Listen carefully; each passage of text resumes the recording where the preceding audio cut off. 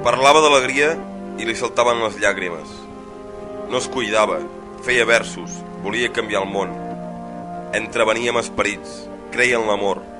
Se li escapaven tots els trens. D'entre tots els covards, ell era el més valent. D'entre tots els valents, el més covard. S'enamorava cada 5 minuts.